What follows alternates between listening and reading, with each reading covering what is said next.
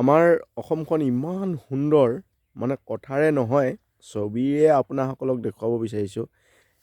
এইখিনিতে আছে বালি আৰু পানী, এইফালে আছে সেউজীয়া ঘাঁহনি বননি, মানে মৰুভূমি বুলি ক'লে একেবাৰে মৰুভূমিও নহয়, একেবাৰে বোলে হেৰিও নহয় এফালে সেউজীয়া, সেইফালে ঘাঁহ বননি, ধুনীয়াকৈ সুন্দৰ পৰিৱেশটো দেখুৱাম।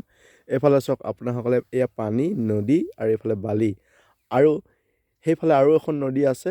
নদীখনৰ সিপাৰে যিখন মানে অভয়াৰণ্য, এইখনেই হৈছে ডিব্ৰু-চৈখোৱা ৰাষ্ট্ৰীয় উদ্যান, মানে অভয়াৰণ্য, ডিব্ৰু-চৈখোৱা অভয়াৰণ্য। আৰু ইয়াতেই পোৱা যায় পৃথিৱী বিখ্যাত দেওহাঁহ আৰু বগা ঘোঁৰা। অনেক প্ৰজাতিৰ বাঘ, বান্দৰ, ভালুক, অনেক ইত্যাদি চৰাই-চিৰিকটি, পক্ষী, পৰিভ্ৰমী পক্ষী এইবিলাক পোৱা যায়। খুব ধুনীয়া এটা পৰিৱেশ। সেয়া হৈছে ডিব্ৰু-চৈখোৱা।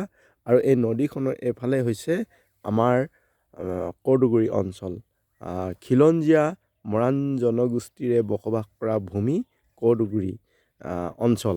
আৰু আপোনাসকলে চাওক, ইয়াতে বালি আৰু নদী, এইফালে একদম সেউজীয়া ঘাঁহ বননি, মানে তৰু তৃণ গৰু ম'হৰ কাৰণে, যিবিলাক তৃণভোজীৰ কাৰণে একদম উপযোগী ভূমি। ধুনীয়াকৈ ইয়াত মানে তেওঁলোকে চৰিব পাৰে। এইফালে চাওক কি ধুনীয়া। আৰু সিফালে আছে আমাৰ গাঁওখন। সেইকাৰণে জুবিন গাৰ্গৰ এটা ভিডিঅ' দেখিছিলোঁ যে আমাৰ অসমত কি নাই, অসমৰ নিচিনা জেগা, সুন্দৰ জেগা আৰু পৃথিৱীৰ ক'ৰবাত পোৱা যায় নেকি। গতিকে নিশ্চয় নেযায়, বা থাকিলেও অসমৰ দৰে থাকিলেও আমাৰ অসমৰ প্ৰকৃতিয়েও সেইবিলাক ঠাইৰ লগত ফেৰ মাৰিব পৰা হেৰিটো আছে। গতিকে খুব সুন্দৰ এটা ৰাতিপুৱাই আমাৰ এই প্ৰাকৃতিক যিটো পৰিৱেশ, এই পৰিৱেশটো দেখুওৱাৰ লগতে মই শ্ৰদ্ধাৰে আমাৰ দৰ্শকসকলক আমাৰ খিলঞ্জীয়া অসমীয়া ইউটিউব চেনেললৈ স্বাগতম জনাইছোঁ। ভিডিঅ'টো দীঘলীয়া নকৰোঁ। মই আহিছিলোঁ আমাৰ এইফালে এই নদীখনৰ পাৰতে এইবিলাক বাঁহ গছ আছে, দেখিছে নাই? কি হ'ল, এইফালে নদীখন আছে নহয়, এই নদীখনৰ ফালৰ পৰা বাৰিষা একদম, এই নদীখন বালিখিনি দেখিছে, গোটেই বাৰিষাৰ মানে একদম বানপানী হয়। খুব মানে নদীখন একদম আহল বহল সাগৰৰ দৰে পৰিৱেশ এটা হয়। তাৰপাছত এই বাঁহ গছবিলাক দেখিছেনে? এই বাঁহ গছৰ তলত ইয়াত যদি বহি থকা হয় নহয়, জুলাই মাহৰ যিটো গৰম নহয়, 40 ডিগ্ৰী চেণ্টিগ্ৰেডৰ যিটো গৰম, সেই গৰমটো একেবাৰে অনুভৱেই নহয়। মানে খুব ধুনীয়া ফিৰফিৰীয়া বতাহ মাৰি থাকে। ইয়াতে বহি থাকিব লাগে নহয়, খুব ধুনীয়া, মানে এইফালৰ পৰা নদীৰ ফালৰ পৰা হাৱা আহি থাকে। এতিয়া মই আপোনাসকলক দেখুৱাবলৈ গৈ আছোঁ। মই কেলৈ আহিছিলোঁ মানে ৰাতিপুৱাতে ইয়ালৈ, ইয়াতে মানে আমাৰ এই চাহ বাগানবিলাক আছে। গোটেই বছৰটো চাহপাত ছিঙি ছিঙি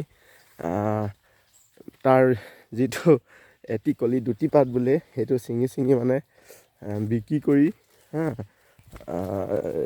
ঘৰ পোহপাল পৰিয়াল চলাৰ কাৰণে এইটো এটা উল্লেখযোগ্য ভূমিকা আমাৰ এই চাহ গছজোপা, আমাৰ কৰ্দুগুৰি অঞ্চলৰ কাৰণে।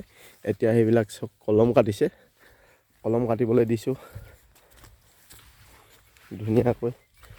এইফালে আছে আমাৰ বাগান। এওঁলোক 4জনমান মানুহে কাটি দিছে, মানে কলম কাটিছে চাহপাতবিলাক। তাৰপাছত আমাৰ লোকেল যিবিলাক আমাৰ শ্ৰদ্ধাৰ দৰ্শক আছে, তেওঁলোকে এইটো দৃশ্যটো চাই বৰ ভাল নাপাব, কিন্তু আমাৰ ইয়াৰ বাহিৰৰ যিবিলাক দৰ্শকে যদি চায়, তেতিয়াহ'লে এটা অলপমান হ'লেও ভাল পাব বুলি ভাবোঁ মানে। গতিকে ভিডিঅ'টো ইমানেই, সামৰণি মাৰিছোঁ আৰু এতিয়া।